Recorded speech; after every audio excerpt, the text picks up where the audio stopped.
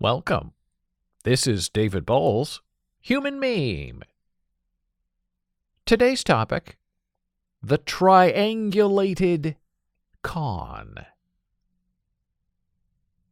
You know, it's always fascinating when you meet a con man or a con woman on the street. They always seem to only want one thing out of you, and it's not friendship, companionship. They want your money. And they work you. They work you hard for your money in many and many not so obvious ways.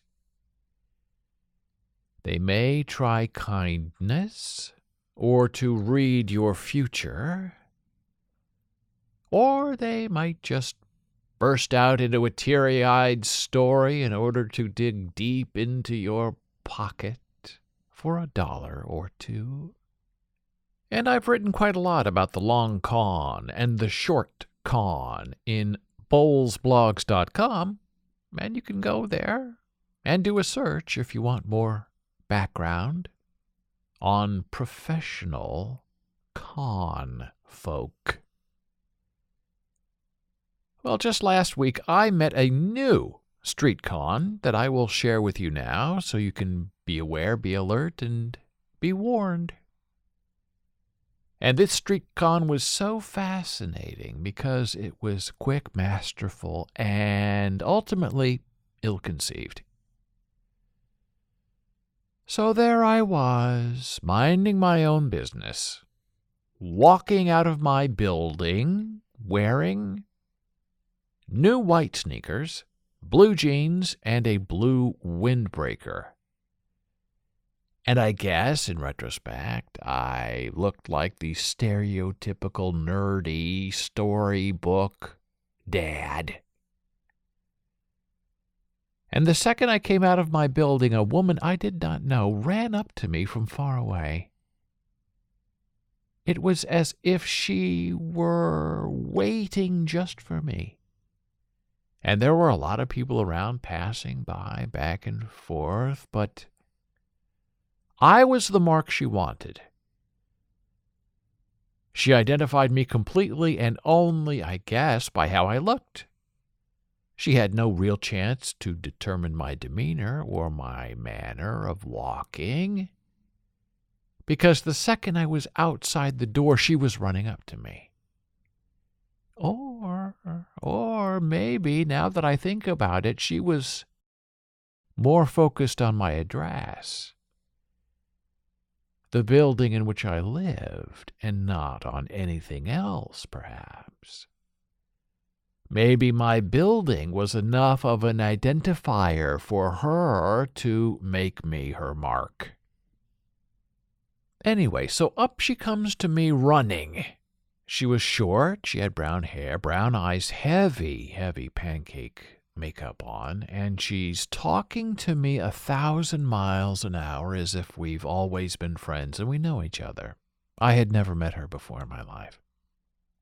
And I'm sure, as part of her plan, she expected me to ask her to slow down and calm down and tell me her story, to draw me more into her world. But I did not, because I knew what was going on. And she was talking fast and giving me this story about her daughter and the train and her credit card being declined. And she needed some money from me to get on the train to pick up her daughter, who was far away and waiting for her.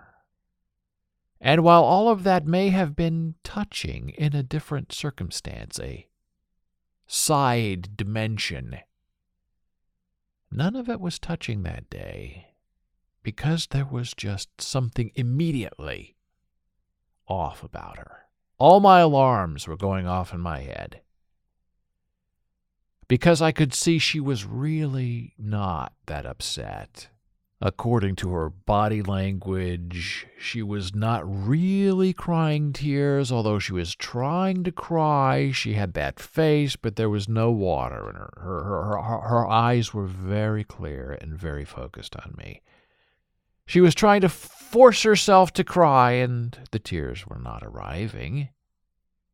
And also, she just wasn't being humanly genuine.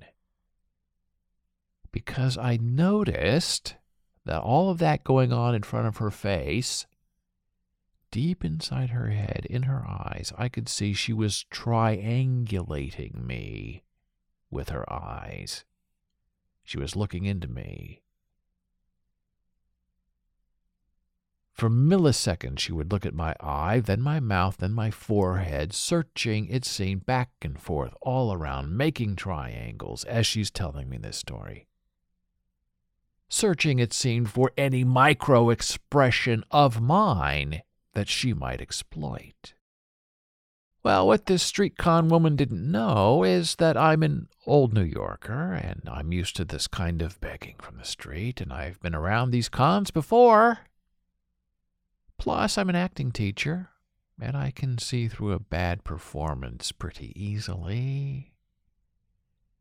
And so I was doing the same thing to her, triangulating her at 1,000 miles an hour. I was searching for any sense of reality or honesty in what she was claiming. And there we are, in the first 3 seconds, both of us looking for clues and reactions and for meaning, all in the unspoken drama. And I determined rather fast that there was not a genuine bone in her body, and her story was false. And I knew this was all about getting my money from my pocket into her hand. Her body language was all off. Her voice was wrong for the situation. She was so upset, but not really. She was overacting her plan to try to sell me and pull me into her sorrowful and fake story. And she had perfectly positioned herself right in front of me, in my way, in my path. So I had to stop walking. And my only polite choices were to back away or turn around and walk the opposite direction of my intention. So right away, with all that fast talk, she had one on me, in that she was not allowing me to move forward. And so I quickly decided the best way out of the situation was honesty and quickness. And I said to her, in an even and calm voice, "I'm sorry, I don't have any money." And I sort of whispered it like that, so she kind of had to stop and strain to hear me a little bit. And then, as I sidestepped around her, I finally also said, "No, thank you," as I quickened my pace and went on my way, leaving her behind. Now, I always say, "No, thank you," just like that. Polite, calm, breezy, "No, thank you," to that sort of street demon, because it throws them off their game just a little bit, enough so I can escape. "Can you spare some change?" "No, thank you." "Give me $1. "No, thank you." "Can you loan me some money for the train?" "No, thank you." The first thing these con folk need to do is to get you to stop for a moment. And so they ask you a question, or they want a favor from you. They stand in your way just a little bit, not aggressively, so you get scared. They just want to move you into their world and get you at their speed and let you let go of your reality. And they believe the longer you are engaged with them, the greater chance they have for success against you. And somehow, in the odds, it all must be right for them. It works out because this is the game they choose to play to get money. And if they were not more successful, they wouldn't be trying to get money out of strangers on the street. So, saying no thank you takes milliseconds of time for them to process. And in those milliseconds, you have just enough time for you to quickly move around them and go on your way. And because you are not yelling, no thank you, and because you are being polite, and because you are directly responding to them in a human way that they do not expect, you are able to speak, move, and escape. Now, here's another quick, short con that happened to me a day ago. The power company called and told me they were turning off my power, electricity, and gas unless I paid my bill with them right then and there over the phone. And the caller ID was the power company. It sounded like the power company, but it was not. They had my business name, but not my name. And they had an old street address. And when I told the power company to go ahead and turn off my power because I don't live there anymore, well, this guy who said he was from the power company got upset with me and demanded that I pay anyway, or he was going to destroy my credit. Well, I hung up on him and I called the power company. And they told me this is an ongoing scam. They told me the power company will never ask you for a payment over the phone. The power company also said they will never call about a disconnect. They will always mail you paper mail if they're going to turn you off as demanded by the law. And yes, the power company also confirmed that these phone scammers are using internet phone technology to make themselves look like the power company. And the phone is the same, the caller ID is the same as the power company, but it's not them. The scammers just want your credit card information so they can steal your money. And the power company suggested that if these scammers called back, to tell them, oh, yeah, sure, let me call you back. I'm busy right now. What's your phone number? And see if they offer up a non-power company phone number, which they would have to do, that can then be used to track them down and identify them for prosecution. Well, the short con power company did not call back. And so, my human meme friend, this is the world in which we now spin. People trying to take your money with a sob story or a threat. And good people trying to avoid being taken in by professional liars who live to suckle on the kindness of strangers.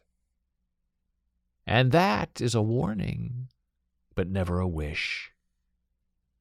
To always be careful out there, and to only offer your good heart and your kind spirit to the truly deserving, and never to the nefarious or the deceitful. But to do that right and well, you must first be a little less trusting and a little more triangulating. Their scheme, your wisdom, the final objective. And you do all that triangulating for the goodness of your own soul. Thank you for listening. Be a human meme.